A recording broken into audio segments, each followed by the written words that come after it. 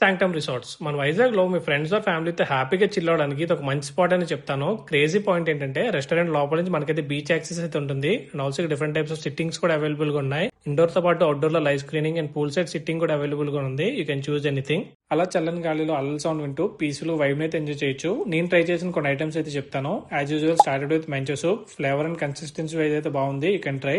Next starters లో కరివేపాకు పన్నీర్ అయితే ట్రై చేసాం. పన్నీర్ అలాంగ్ విత్ కరివేపాకు అంటే యూనిక్ కాంబినేషన్ అని చెప్తాను. ఇదైతే డెఫినెట్ గా ట్రై చేయండి. నెక్స్ట్ శాంక్టమ్ స్పైసెస్ లో కాన్సమ్ గీ రోస్ట్ అయితే ట్రై చేసాం. ఇదైతే మన పక్క ఆంధ్ర స్టైల్లో ఉంటుంది. గీ వల్ల కాస్త స్పైసీనెస్ అయితే తక్కువ ఉంది, పర్లేదు ట్రై చేయొచ్చు.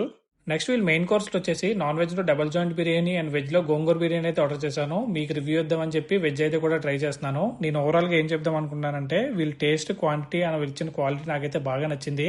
నేనైతే డెఫినెట్ గా రికమెండ్ చేస్తాను. ప్రైజెస్ కూడా ఓకే, పర్లేదు, ఆ ప్లేస్ కి అయితే పెట్టచ్చు. డీటెయిల్ మెనూ డిస్క్రిప్షన్ లో అయితే ప్రొవైడ్ చేస్తాను. అండ్ ఆల్సో ఇక్కడ ఆల్కహాల్ అయితే కూడా ప్రొవైడ్ చేస్తున్నారు.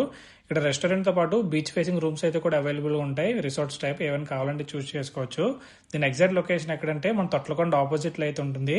మీరు ఎవరితో వెళ్దాం అనుకుంటున్నారో వాళ్ళకి రీల్ అయితే షేర్ చేయండి. ఇలాంటి మోర్ వైజాగ్ వీడియోస్ కోసం ప్లీజ్ లైక్ అండ్ ఫాలోస్.